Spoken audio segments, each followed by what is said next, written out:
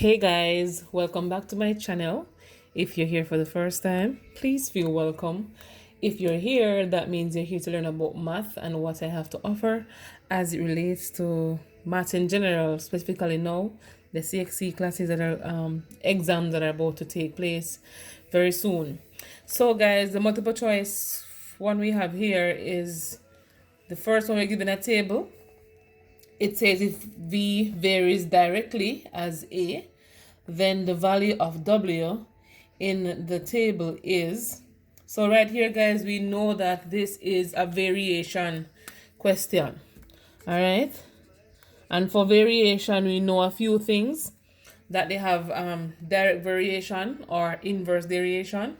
But for this one, it says directly. That means it's direct variation. And so for direct variation, we know that y varies x, and that's direct variation. And so we know that in front of every variable there is a number, and so we can say y is equal to a of x, and this a here represents the scale factor. All right, guys, and so again, on every table you're given, you know, we have to label the x-axis and the y-axis, or the y region, the x region. And so a represents x values, v represents y values. And so for us to find the solution for w, we're going to have to find what a is, because we're given that a is 60 and x is 60 and y is 150. So let's put what we know into the given form for variation. I'm going to write right here. So y is equal to 150, x is equal to 60. So therefore 150 is equal to 60 times a.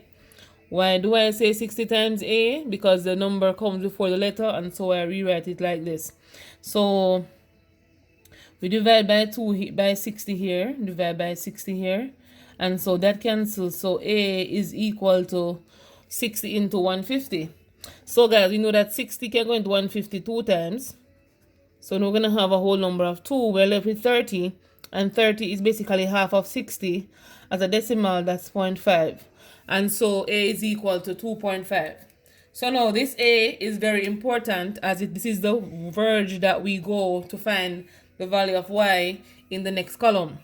And so here, x is equal to 90. We want to find y. If we rewrite the general form, y is equal to ax. Y, we don't know, but we know a is equal to 2.5 and x is equal to 90. So 2.5 times 90, if you know that 2.5 is basically the whole, right? And so 2 of 90 is basically 180, and half of 90 is 45. If you add these two, it should give you 225 for your solution, and it's right here. And so remember, we won't be able to use calculators. Let's just use our brains and make this work. All right, guys, I hope you understand this one. If you don't, leave me a comment in the section below so I can bring more variation questions, or we can just move on. So this one has to do with simple interest of $600 for 3 years at 5% per annum. So we know that simple interest already is equal to principal times rate times time. And so SI is equal to PRT over 100. So we know the principal here is 600. So SI is equal to 600. The rate is 5%. We can write this 5% as a fraction, or we can leave it as 5 over the 100. That's up to us. And the time is 3 years. So they're basically asking us what will this look like in the end? What will be the end product of this?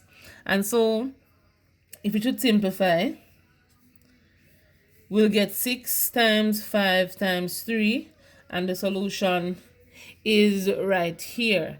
And so guys, it's important for us to remember the simple interest formula, PRT over 100. All right, so let's move on to the next question. So in the diagram, MN and OP are parallel. Which of the following best describes the relationship between A and B? All right, so we know that once they're parallel lines, we know that we have alternate angles coming out. We have co-interior angles coming out. But right here, we can see the Z being formed, or some say Z, it doesn't matter. Same thing, the Z being formed. And so this region here represents the Z.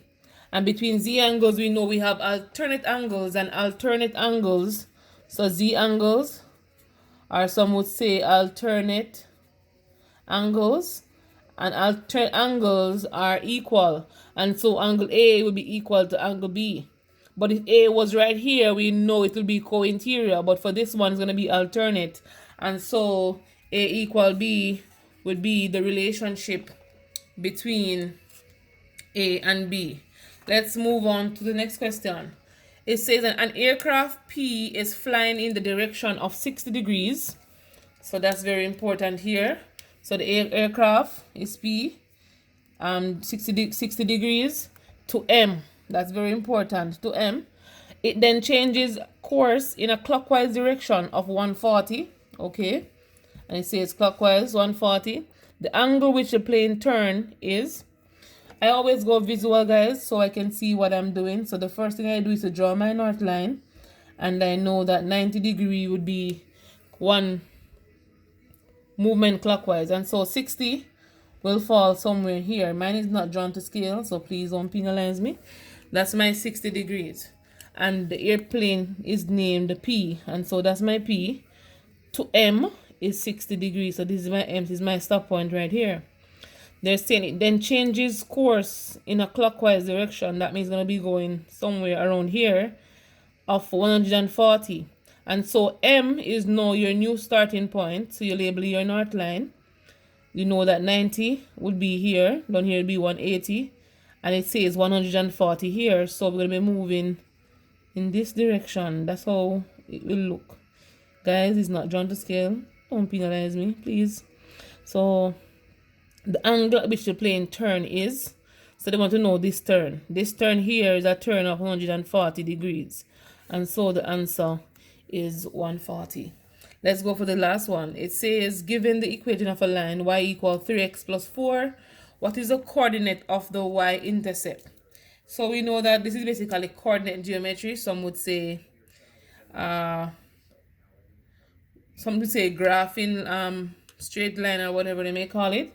So right here we know the general form is in the form y equal mx plus b. Some would say y equal mx plus c. But it doesn't matter how you label them, they're all real numbers, and so any variables can be used to represent them. So let's move on into it. So we know the coordinate of any straight line, coordinate of